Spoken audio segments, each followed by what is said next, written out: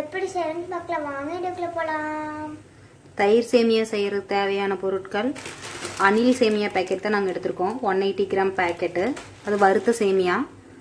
அதுக்கப்புறமா பெருங்காயத்தூள், கொத்தமல்லி தழை, முந்திரி, கருவேப்பிலை, இஞ்சி, பச்சை மிளகாய் நாங்கள் இன்னும் கட் பண்ணி வைக்கல, பச்சை மிளகாய் கொஞ்சம் கட் பண்ணிக்கோங்க. தேவையான அளவு உப்பு, மாதுளம்பழம், தயிரை வந்து விஸ்க் வச்சு பீட் பண்ணுறனாலும் பண்ணிக்கலாம், இல்லைனா இந்த மாதிரி மிக்சியில் ஊற்றிட்டு ஒரு 2 ஓட்டு ஓட்டுனீங்கன்னா அந்த கட்டி இல்லாமல் கரைஞ்சிரும். இதை எப்படி செய்யலான்னு பார்க்கலாம் வாங்க. இந்த மாதிரி ஒரு பாத்திரத்தில் தண்ணி ஊற்றி வச்சுக்கோங்க. நான் ஆல்ரெடி ஊற்றி வச்சுட்டேன். இந்த மாதிரி பபிள்ஸ் வர ஸ்டேஜில் நம்ம சேமியா பேக்கெட்டு இதுக்குள்ளே கொட்டிடுங்க.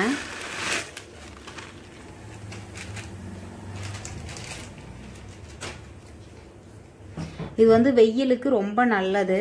இது எங்கள் பாப்பாவுக்கு ரொம்ப பிடிக்கும், அடிக்கடி கேட்டுகிட்டே இருப்பா. இது ரொம்ப வேலையும் ஈஸி தான், செஞ்சு பாருங்கள். இது கட் பண்ணுறது வந்து இஞ்சியும் பச்சை மிளகாய் இதெல்லாம் மட்டும்தான், டக்குன்னு செஞ்சிடலாம். இந்த மாதிரி சேமியா ஃபுல்லாக மூழ்கிடணும். அதிலே தண்ணி வந்து ஊற்றி வச்சுருங்க. பபிள்ஸ் வர டைமில் போடுங்க. போட்டுட்டு ஒரு 2 நிமிஷத்துக்கு மட்டும் இது இப்படியே கொதிக்க விடுங்க. அந்த சேமியா ஃபுல்லாக அந்த சுடுதண்ணிலே வெந்து வந்துடும். அதுக்கப்புறம் எப்படி செய்யலான்னு பார்க்கலாம். இந்த அளவுக்கு ஒரு 2-3 நிமிஷம் கொதிச்சதுக்கு அப்புறமா இந்த சேமியாவை எடுத்து நசுக்கி பார்த்தீங்கன்னா சேமியா வெந்திருக்கும்.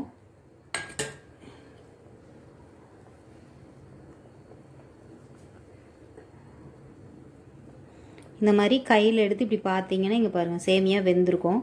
இந்த ஸ்டேஜில் இதை ஆஃப் பண்ணிவிட்டு உடனே தண்ணியை வடிகட்டிடணும்.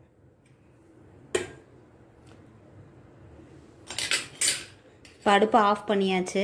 நாங்கள் தண்ணியை வடிகட்டி காமிக்கிறோம். இந்த மாதிரி காய் வடி தட்டம் இருந்துச்சு அப்படின்னா அதை வச்சுக்கோங்க. அதுக்கு அடியில் நாங்கள் ஒரு பாத்திரம் வச்சுக்கிட்டோம். அது எதுக்குன்னா இந்த ஊற்றுற தண்ணி வடிகிறதுக்காக வேண்டி. இப்போ நம்ம ஆஃப் பண்ண சேமியாவை உடனே இதில் கொட்டிடலாம் நீங்கள், இல்லைனா ரொம்ப சேமியா வெந்து கொல கொலன்னு போயிடும்.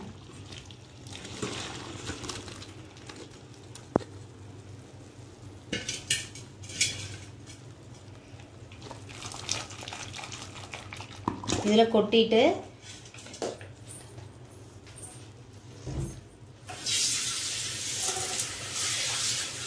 இதுக்கு மேலே ரொம்ப கசகசன்னு வேகாமல் இருக்கிறதுக்காக வேண்டி பச்சை தண்ணி கொஞ்சம் ஊற்றி விட்டுறலாம். அதாவது கோல்டு வாட்டரை இது மேலே ஊற்றி விட்டீங்க அப்படின்னா இது வெந்த மாதிரியே இதே மாதிரி உதிரி உதிரியாகவே நின்றுக்கும். ஊற்றாமல் விட்டுட்டீங்க அப்படின்னா கொஞ்ச நேரம் ஆகிறப்போ கொல கொலன்னு இருக்கும் சேமியா. அதுக்காக வேண்டிதான் அடுப்பை ஆஃப் பண்ண உடனே வடிகட்டிக்கிங்க. வடிகட்டின உடனேவே மேலே வந்து ஒரு டம்ளருக்கு பச்சை தண்ணியை ஊற்றி விட்ருங்க. அதுக்கப்புறமா அது வந்து மேற்கொண்டு சேமியா வேகாமல் இருக்கும். இதில் நீ அடுத்தது எப்படி தயிரை மிக்ஸ் பண்ணி தாளிப்பையெல்லாம் எப்படி ஆட் பண்ணுறதுன்னு பார்க்கலாம். இந்த மாதிரி ஒரு பாத்திரத்துக்கு மாற்றினதுக்கு அப்புறமா நம்ம இது தயிரை வந்து கட்டிக்கலாமல் மிக்சியில் அடித்து வச்சுருக்கோம். அதை இதுக்குள்ளே ஊற்றிக்கலாம். தயிர் வந்து எப்போவுமே நீங்கள் சேமியாவோட 1 மடங்கு ஜாஸ்தியாக ஊற்றிக்கோங்க. அப்போ தான் சேமியா டேஸ்ட்டாக இருக்கும்.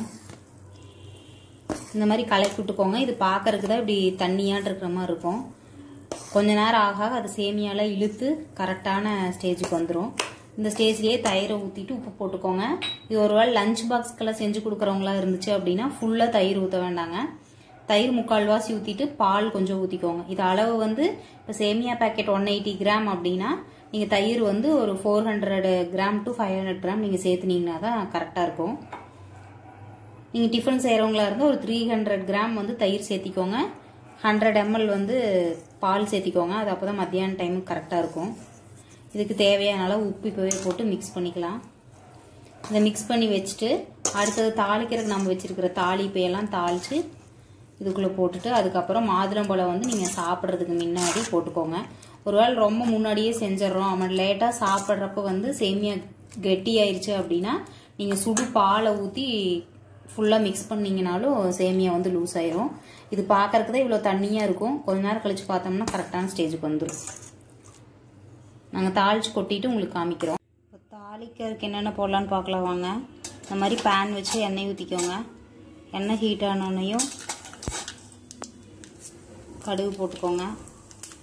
கடுகு பொரிட்டோம்.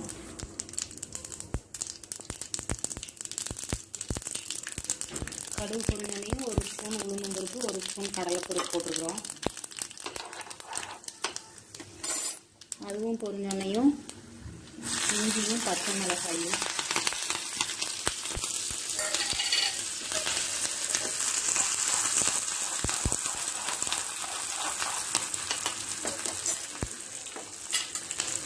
அதுக்கப்புறம் கருவேப்பிலை தழை முந்திரி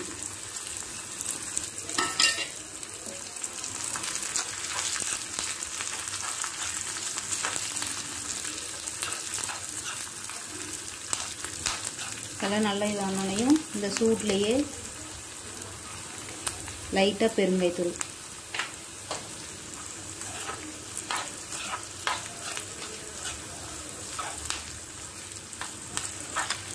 இதில் உங்களுக்கு தேவைன்னா சீரகம் போட்டுக்கலாம், உலர் திராட்சை போட்டுக்கலாம். இதை இப்போ நம்ம முதல்ல ரெடி பண்ணி வச்சுருக்க சேமியாக்குள்ளே கொட்டிக்குவோங்க. பாருங்கள், முதல் நம்ம கலக்கி வச்சுருந்தப்போ தண்ணியாக இருந்தது. இப்போ ஒரு அரை மணி நேரத்துக்கு மேலேங்காட்டி இந்த மாதிரி கெட்டியாக இருக்கும். இதெல்லாம் மிக்ஸ் பண்ணிவிட்டு இது கூட மாதுளம்பழத்தையும் போட்டு மிக்ஸ் பண்ணிக்கலாம். வேணால் நீங்கள் க்ரீன் கலர் கிரேப்ஸும் போட்டுக்கலாம். இந்த டைமில் இந்த மாதிரி கெட்டியாக இருக்குது அப்படின்னா வேணால் நீங்கள் பால் விட்டு இன்னும் கொஞ்சம் லூஸ் பண்ணுறதுனால பண்ணிக்கலாம். நான் கொஞ்சம் கெட்டியாக இருக்கிறதுனால பால் ஊற்றிக்கிறேன். தாளிச்சதை கொட்டி நல்லா மிக்ஸ் பண்ணதுக்கப்புறமா கொத்தமல்லி தழை போட்டிருக்கிறோம்.